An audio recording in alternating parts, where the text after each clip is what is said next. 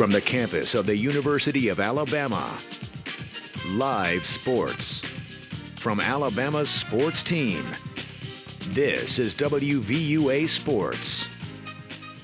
Welcome into Sports Sunday. It wasn't the welcome that ex-Bama pitcher Adam Morgan wanted in his major league debut today. Johnny Peralta, the solo shot, but the Phil's pitcher calmed down. He struck out 6 over 5 2/3, only gives up 6 hits and that 1 home run to earn his very first major league victory on Father's Day. Very special because Morgan's dad played baseball at Alabama as well. Welcome in, everybody, to Sports Sunday. I'm BJ Milliken. Jenn Chapman has the night off. The Alabama football schedule for 2017 is beginning to rapidly fill up.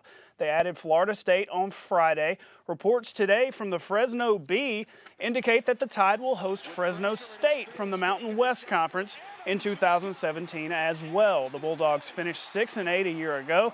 They're guaranteed a payday of $1.4 million. The Bulldogs will travel to play Ole Miss this season. Saturday was a big day around the area for football camps. Former Tide fullback LaRon McClain hosted his annual camp. Naturally, the talk turned to the Tide. The NFL free agent is high on Bama this year, not just because of who they have coming back, but because of the Tide's leadership. You know, whoever getting it, man, you know, you got Derrick Henry back there. You know, you only got to hand it off to him a few times, let him break it wide open.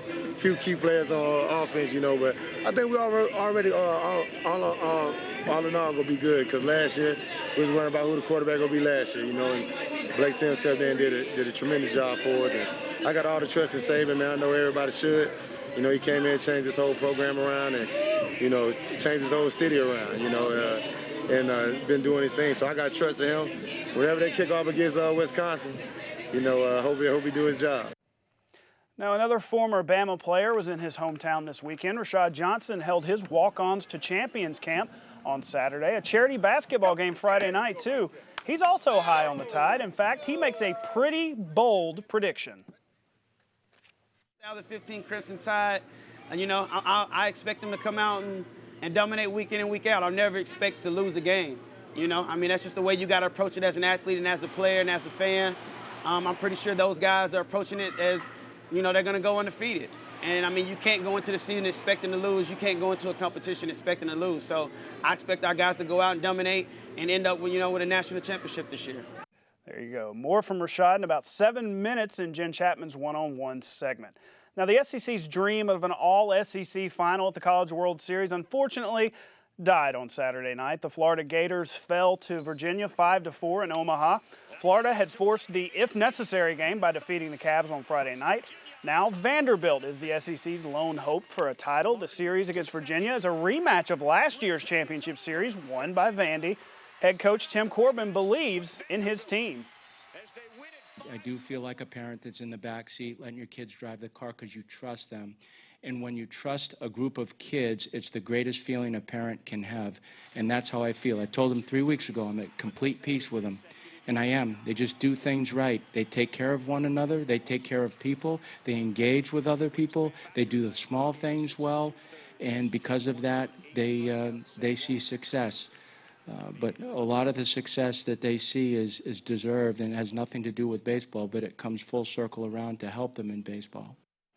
The best-of-3 series begins Monday night at 7 p.m. A year ago, it did take all 3 games before Vanderbilt won its first-ever NCAA baseball championship. Now, last night after we went off the air, the Atlanta Braves were busy making a big trade with the Arizona Diamondbacks. Atlanta gets the D-backs' first-round pick from a year ago, pitcher Touki Toussaint, great name, and also Bronson Arroyo for utility man Phil Gosselin, not related to Kate. Sunday, they were trying to complete a 3-game sweep of the Mets. Cameron Maben helping out in center field, watching with the glove work. Oh, Cameron, nice catch in center. Scoreless in the 7th, Pedro Sirocco gets the broken bat single. Ryan Lavernaway lumbering. He scores. Braves up 1-0. The Mets threaten in the 9th, but Jim Johnson gets Michael Cuddyer to ground into the game-ending double play. It's a sweep, everybody. Break out the brooms. Braves win 1-0. The Sprint Cup guys have the week off, but there was Xfinity Series racing on Father's Day, lap 112. Eric Jones makes a nice move to get past Reagan Smith on the inside. After a caution with 50 laps to go, though, Jones makes a mistake by entering the pits too early, but have no fear. he manages to pass Ryan Blaney to take the checkered flag and win the race. An exciting conclusion to the U.S. Open. Jordan Spieth, one of the leaders heading into the day. 17, he almost falls apart. He two-putts the hole, opening the door for one Dustin Johnson. Johnson has a chance for the eagle and the win on 18. He misses. He pushes it just a little left, but he can still force a playoff by knocking down the birdie right here. It's heartbreaking. He misses. Jordan Spieth is your U.S. Open champion. That's his second major in a row. The 21-year-old Spieth is the youngest person since 1922 to win 2 majors and the youngest since 1923 to win the U.S. Open. That's pretty good. Still more Sports Sunday to come a little later. It's the Father's Day edition of Our Favorite Things. Coming up next, though, he went from walk-on in Alabama to starting safety for the Arizona Cardinals. Jenn Chapman sits down with Rashad Johnson to discuss his remarkable story and tell us about his famous finger. That's right. Stay tuned to find out what I'm talking about. It's coming up after the break. It's a big week for Alabama safeties in the NFL. Landon Collins signed his rookie contract on Friday with the New York Giants. The deal's worth 4 years, for 4 years, worth $6 million. 2.7 of that is guaranteed money for Landon. He's expected to enter the starting lineup for the Giants from day one. There's no doubt that players like Landon Collins worked very hard to get where they are, but some guys didn't come out of high school with a lot of fanfare. One of those overlooked players was Rashad Johnson. He's the subject of this week's One-on-One with Jenn. Nick Foles for the win. Number 26 for the Arizona Cardinals wasn't a big-name recruit out of high school. Most coaches didn't even know who Rashad Johnson was. But the determined young man from small-town Sulligent, Alabama, who graduated with only 54 people in his senior class, walked on the University of Alabama's football team and made his name known. I didn't let any outside force dictate how I came to work each and every day. You know, there were teammates of mine that would criticize me the way that I practiced, that would tell me I needed to calm down, but I didn't stop until I reached the goal, and that goal was a scholarship and an opportunity to play at the University of Alabama. So no matter what your goal is, no matter what you're trying to push forward, don't let anything or anybody stop you. And I mean, that's the message that I lived, that's the message that I overcame, so that's the message that I continue to preach. Johnson went from a walk-on to a 2-year starter and captain for the Tide, then a third-round NFL draft pick, and says playing under Nick Saban was life-changing. Playing for Coach Saban was the best thing that ever happened to me. Coach Saban was a great coach, but he was also like a father figure to me as well. He taught me so many little intricate details as a football player. He just taught me how the little details in football make such a big difference in the player you are on the field on Saturdays. And I did the same thing in my life as well. The intricate details, the small things is what add up to make the bigger picture. Johnson's work ethic still evident in his professional career, the only rookie in the Cardinals' 2009 class to start a game that season. Johnson says it's easy to see why so many Alabama players make it to the NFL. And he's trained us way harder in college than we'll ever have to work once we get to the NFL. So that's why it's such a feeder program and honestly the best program in the country if you're trying to go to the NFL. You know, Coach Saban knows the way. He has the blueprint. A go-getter, a fighter, a role model, all describe Johnson. But how about resilient? In 2013, Johnson lost the end of his left middle finger on an attempted tackle. He kept playing.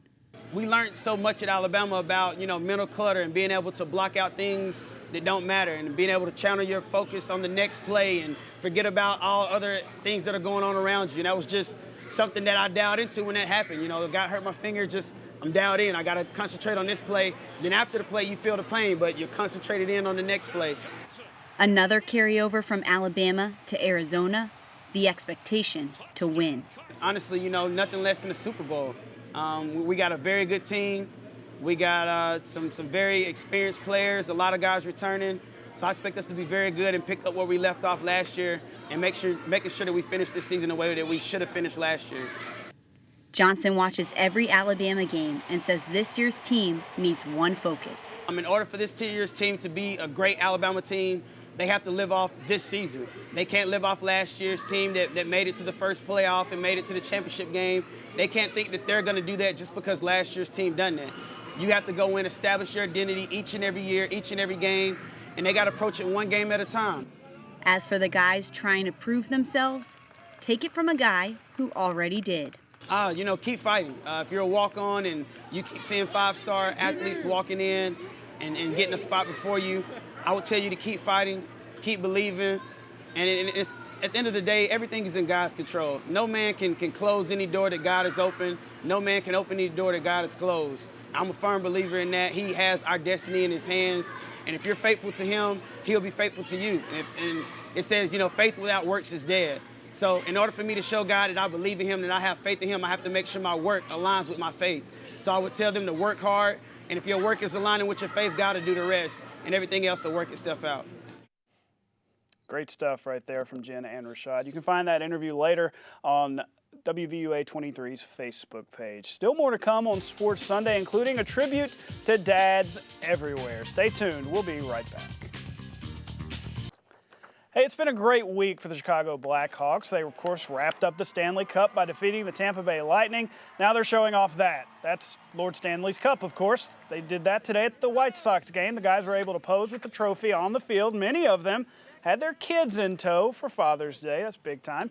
Now, before the game, a couple of guys, including the head coach, got to take a little batting practice. Check him out, taking some swings. It's our tradition each and every week to leave you with a positive story in sports to go into the week with a good feeling. What better way to do it tonight than paying tributes to dads everywhere on Father's Day? Now, several former and current Bama players, coaches, tweeting some special messages this Father's Day, including Mark Ingram, Avery Johnson Jr., even the champ, Deontay Wilder, got in on the action. But maybe my favorite father-child tandems this year have come from NBA press conferences. There's Derrick Rose's son, and of course, the star of the NBA Finals, not Steph Curry, not that guy behind the little girl, but Riley. She has become a household name.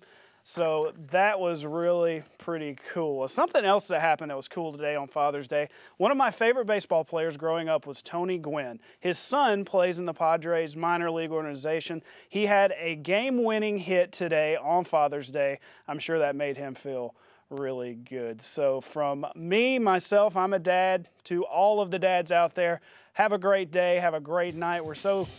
It's a hard job sometimes, it's a challenging job, but it's definitely worth it. Thank you guys for watching. Don't forget, more sports coming up tomorrow and, of course, throughout the week with Jenn Chapman. That's all the time we have for tonight. We'll see you next week.